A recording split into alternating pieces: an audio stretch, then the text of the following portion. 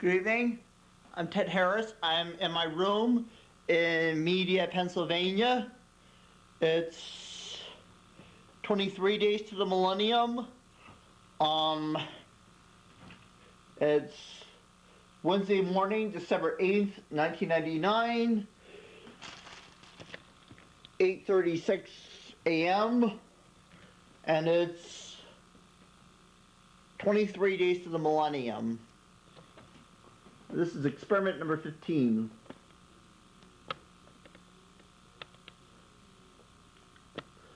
These are some of the horror creatures I did. This is called a video. What we do is, it's a movie on standard tape cassette that's plugged into a VCR. And you can watch these movies from your own home.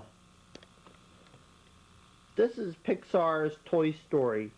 It was the first computer-generated movie done in 1995. Over 2 million Buzz Lightyears were sold, but we didn't have enough to make demands. Back in 1997, over 200 Tickle Me Elmos were sold.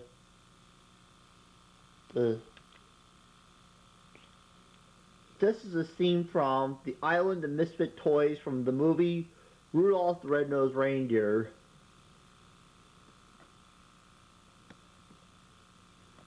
We didn't know if we had enough to make demands.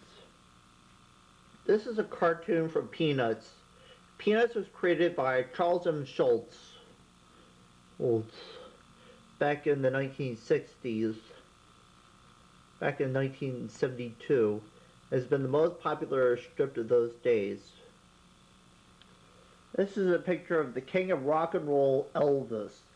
Elvis was the most popular rock and roll star back in the 1950s and still is today. Most people think Elvis is still alive. In fact, they still seen them. But he's not. This is a Warner Brothers character called a Tasmanian Devil. Bugs Bunny was created back in the 1950s and was back in the 1940s. He is as the most popular cartoon of all, and still is today. Most people think that aliens are still out there. In fact, some people have seen them. Let me first ask you about your overall impressions of Eric Harris and Dylan Klebold in terms of their demeanor and their relationship with each other.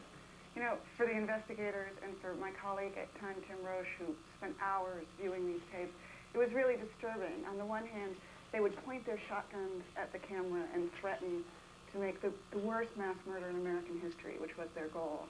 And then they could very suddenly switch into laughing and joking with each other and complaining about the girls who didn't return their calls. And they talk about their anger almost as though it's a third person in the room, an accomplice.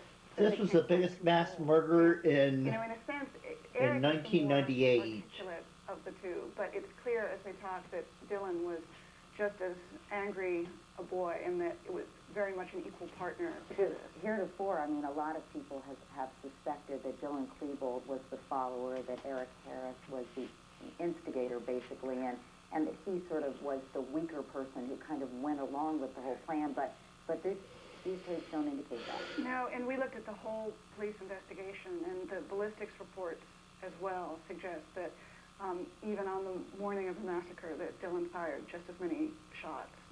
Anything else, Nancy, that you've learned or gleaned from these tapes that are different than what our impressions have been before?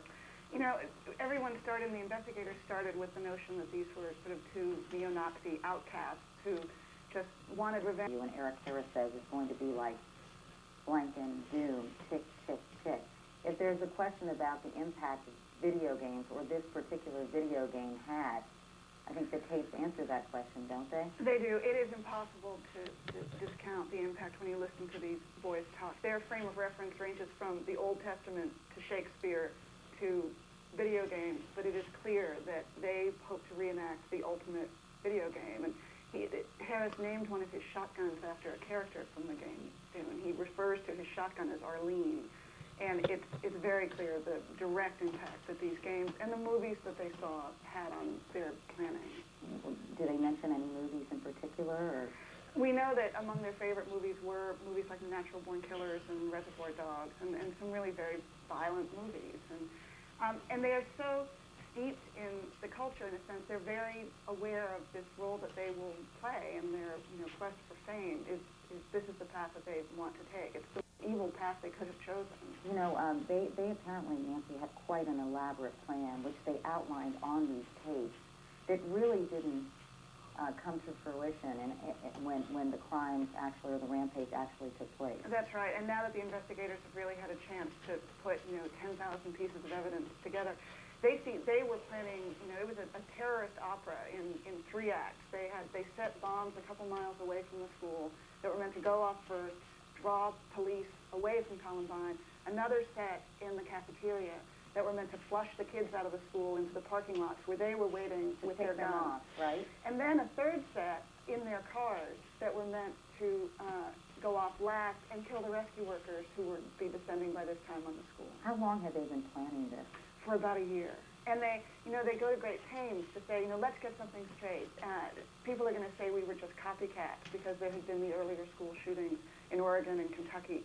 Said, those guys didn't know what they were doing. We were original about this, essentially. We thought of this first, and this has nothing to do with those other school shootings. In terms of seeking fame and fortune, at one point they say, isn't it fun to get the respect that we're going to deserve? Directors will be fighting over this story. And as I mentioned, they say they have a little talk about who's going to be the director. Who they would trust to make their story. Did they seem delusional when they were talking about this? I mean, did they really think that they would be celebrated? Oh, these kids were totally messed up. I think, the problem is that they were aware that, we have reached a point where fame is completely detached from merit. It wasn't that they thought that they were going to be celebrated, just that they would be unforgettable for what they were planning to do. Ironically, the only people they talk about with any fondness is their parents. And we've got some excerpts from what they talk about their parents. They say, there's nothing you guys could have done to prevent this. Dylan Klebold says, I'm sorry, I have so much rage. At another point in time, they go on and talk about explaining Eric Harris why he doesn't want to be close to his parents. I don't want to spend any more time with them. I wish they were out of town so I didn't have to look at them and bond with them more. That's interesting because at one point Eric Harris even says, actually, let me correct myself, Dylan Klebold says his parents are great. Good morning. I'm Ted Harris. I'm in my room in Media, Pennsylvania. It's Monday morning,